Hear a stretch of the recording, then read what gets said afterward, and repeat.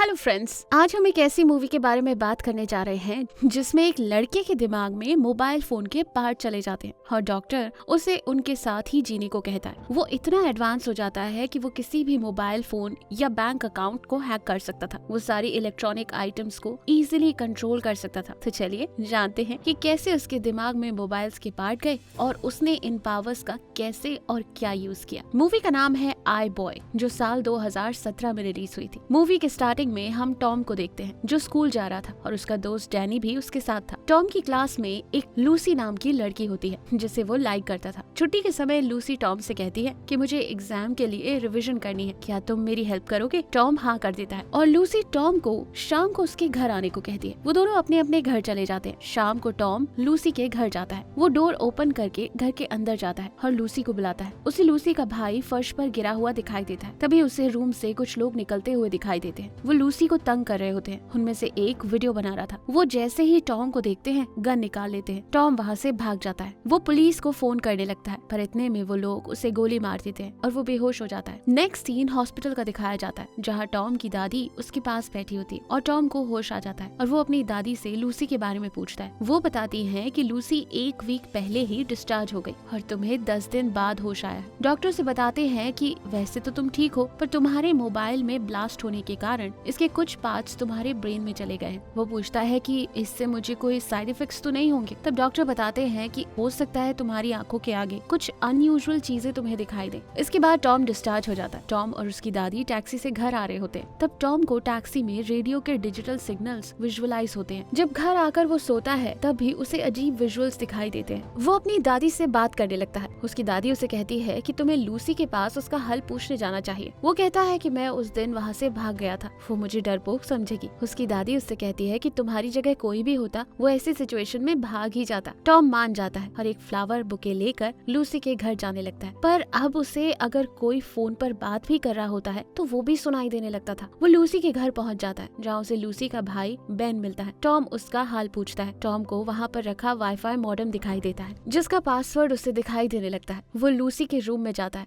जहाँ वो उसे सॉरी कहता है और बोलता है कि मुझे उस दिन ऐसे भागना नहीं चाहिए था। लूसी उसे समझाती है कि इसमें तुम्हारी कोई गलती नहीं है। बाद में टॉम वहाँ से घर जाने के लिए निकलता है। उसे रास्ते में बहुत सारे मोबाइल फोन्स की रिंगटोन और गैजेट्स की आवाज सुनाई देने लगती है। उसे कुछ समझ नहीं आता। वो जल्दी से अपने घर जाता है और अपने रूम में चला जाता है, जहाँ वो विंडो से बाहर देखता है और उसे बहुत सारे कंप्यूटर्स की स्क्रीन के विजुअल्स दिखाई देते हैं। तभी वो बेहोश हो जाता है और सपने में उसे लूसी के साथ हुए इंसिडेंट का विजुअल दिखाई देता है कि उसकी क्लास में पढ़ने वाला बैड बॉय यूजिन भी लूसी के घर में था। वो उन लोगों के साथ मिला हुआ था। वो अगले दिन स्कूल जाने के लिए निकलता है। रास्ते में उसे उसका दोस्त डैनी मिलता है। वो यूजिन के विजुअल्स वाली बात उसे बताता है। डैनी कहता है कि यूजिन वहाँ नहीं हो सकता, वो ऐसा क्यों करेगा? वो स्कूल बस में बैठ जाते हैं, जहाँ टॉम को सबके स्मार्टफोन्स की स्क्रीन दिखाई दे रही थी। उसका दोस्त डैनी उसे आज रात को एक पार्टी में आने के लिए इनवाइट करता है। टॉम कहता है कि मैं शायद ही आ पाऊंगा। थोड़ी देर बाद टॉम क्लास में बैठा हुआ था। वो यूजिन को फोन चलाते हुए देखता है। वो अपनी पावर्स का यूज करता है और उससे पता चलता है कि यूजिन लूसी के साथ हुए इंसिडेंट वाली वीडियो देख रहा था। उसे कंफर्म हो जाता है कि यूजिन भी उस दिन उन लोगों के साथ था। टॉम को यूजिन पर गुस्सा आता है और वो उसके फोन को अपनी पावर से गर्म कर देता है, जिसकी वजह से उसके हाथ से फोन छूट जाता है और गिर जाता है। रात को टॉम डैनी की पार्टी में जाता है, जहाँ वो कुछ लड़कों को नोटिस करता है और अपनी विजुअल की हेल्प से उसे पता चल जाता है कि वो वही लड़के थे जो उस दिन लूसी के घर थे और वो सब यूजिन के दोस्त थे। यूजिन भी वही होता है और टॉम उसे गिराने लगता है, जिसकी वजह से यूजिन को टॉम पर गुस्सा आता है और वो उसे मारने के लिए उठता है, पर डैनी उसे रोक देता है और टॉम को बाहर ले जाता है। टॉम डैनी से कहता है कि यूजिन ने ही लूसी के साथ उस दिन जबरदस्ती की थी। डैनी कहता है कि तुम्हारा दिमाग खराब हो चुका है, ऐसा नहीं है। टॉम वहाँ से चला जाता है और लूसी से मिलता है। वो लूसी से स्कूल में आने को कहता है, पर लूसी मना करती है, मैं अभी बहुत डरी हुई हूँ। तभी टॉम नीचे यूजिन और उसके दोस्तों को देखता है। टॉम उन्हें एक अननोन सर्वर से डराने के लिए मैसेज करता है कि मैं तुम्हारे आसपास ही हूँ, और वो अपना नाम नहीं बताता। टॉम घर आ जाता है और अपनी पावर की हेल्प से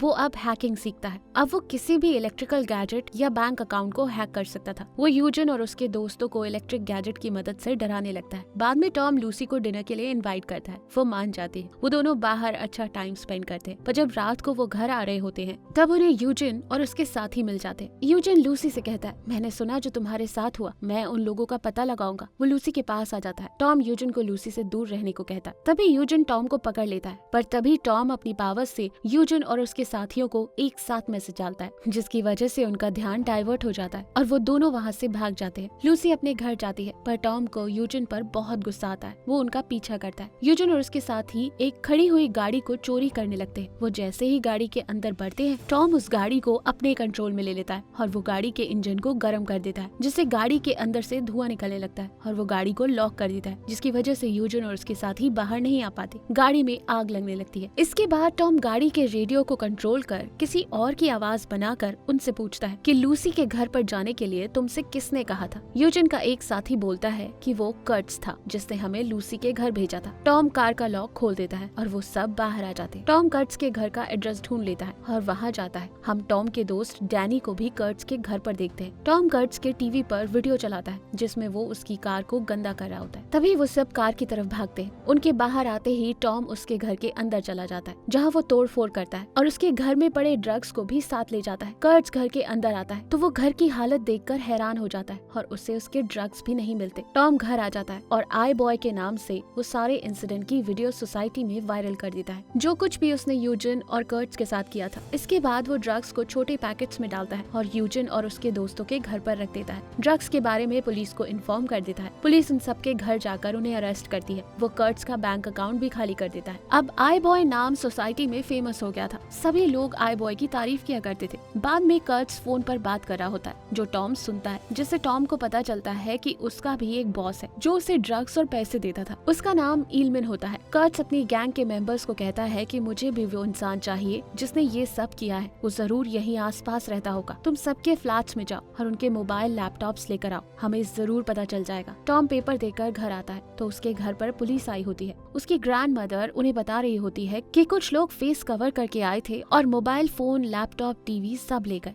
थोड़ी देर में टॉम कर्ट्स और उसके बॉस की बातें सुनता है कि आज न्यू ड्रग्स कर्ट्स को सप्लाई होने वाली है। टॉम भी अपना फेस कवर करके उस जगह चला जाता है। वो उन ड्रग्स को आग लगा देता है, पर कर्ट्स और उसके साथी उसे पकड़ लेते हैं और टॉम को बहुत मारते हैं। टॉम अपनी पावर का यूज करता है और वहाँ पर इलेक्ट्रोमैग्नेटिक वेव को बढ़ा देता है, जिससे उन सब के कानों में बहुत तेज बीप की आवाज आने लगती है और इसके बाद टॉम वहाँ से भाग जाता है। पर थोड़ी दूर जाकर वो बेहोश हो जाता है, जिसकी वजह से उसका पेपर मिस हो जाता है। वो घर आकर सो जाता है, पर थोड़ी देर बाद उसके घर कर्ट्स और उसका बॉस ईलमन आया होता है। ईलमन टॉम से कहता है कि मुझे पता है कि तुम्हारे पास कुछ पावर्स है, जिससे तुम किसी के भी मोबाइल और बैंक अकाउंट को हैक कर सकते हो। अब तुम्हें लोगों के अकाउंट हैक करने होंगे और उनका पैसा मेरे अकाउंट में डालना होगा। टॉम मना कर देता है। तब ईलमन उसे बोलता है कि लूसी को मैंने किडनैप कर लिया है और उसे एक जगह छुपा दिया है। अगर तुमने ये नहीं किया तो मैं उसे मार दूंगा। फिर ईलमन बताता है कि मुझे तुम्हारी इन पावर्स के बारे में तुम्हारे फ्रेंड डैनी ने बताया। टॉम अब ईलमन के अकाउंट में पैसे ट्रांसफर करने लगता है और साथ में वो लूसी का मोबाइल हैक करता है और लूसी के मोबाइल से पुलिस को फोन कर देता है। पुलिस लूसी को ढूंढते हुए वहाँ पहुँच जाती है, पर यूजिन और उसके साथी दोबारा लूसी को पकड़ लेते हैं और छुपा देते हैं। पुलिस को वहाँ कोई नहीं मिलता, इसलिए वो वहाँ से चले जाते हैं। पर लूसी को गन मिल जाती है। वो यूजिन और उसके साथियों से कहती है कि हम लोग बचपन से साथ पढ़ रहे हैं, फिर भी तुम मेरे साथ ऐसा क्यों कर रहे हो। वो सब लूसी से माफी मांगने का नाटक करते हैं। लूसी वहाँ से जाने लगती है, पर तभी वहाँ ईलमन टॉम को लेकर आ जाता है और यूजिन लूसी को पकड़ लेता है। ईलमन टॉम को पैसे ट्रांसफर करने को कहता है, पर टॉम को गुस्सा आ जाता है और वो सभी के मोबाइल ब्लास्ट कर देता है। ईलमन बाहर आ जाता है, पर टॉम उसे पकड़ लेता है और वो दोनों लड़ने लगते हैं। ईलमन टॉम को एक रॉड से मारने ही वाला था कि तभी लूसी गन लेकर आती है और उसे शूट कर देती है। गोली ईलमन के हाथ पर लगती है। वो लूसी को पकड़ लेता है और उसे थप्पड़ मारता है, जिससे वो नीचे गिर जाती है। टॉम को अब गुस्सा आता है और वो अपनी पूरी पावर के साथ इलेक्ट्रिक मैग्नेटिक फोर्स ईलमन पर फेंक देता है, जिससे ईलमन मर जाता है। अब अगले सीन में हमें टॉम को हॉस्पिटल में दिखाया जाता है। उसकी दादी उसके पास बैठी थी। टॉम अब ठीक होकर घर आ गया था और लूसी से मिलने जा रहा था, जहाँ उसे रास्ते में डैनी मिलता है। डैनी उसे सॉरी कहता है कि मैंने ये सब पैसे के लालच में किया था। टॉम उससे कहता है कि मुझे पता था कि उस दिन लूसी के घर वीडियो शूट करने वालों में से तुम भी थे, तुम्हें मैं कभी माफ नहीं कर सकता। टॉम वहाँ से चला जाता है और लूसी के साथ क्वालिटी टाइम स्पेंड करता है और इसी के साथ ये मूवी खत्म हो जाती है। Hope in motivational and knowledgeable movie से हम इंस्पायर हो रहे होंगे। अगर आपको लगता है कि ये वीडियो आपकी किसी फ्रेंड या फैमिली मेंबर को इंस्पायर कर सकती है तो ये वीडियो उनके साथ जरूर शेयर करें।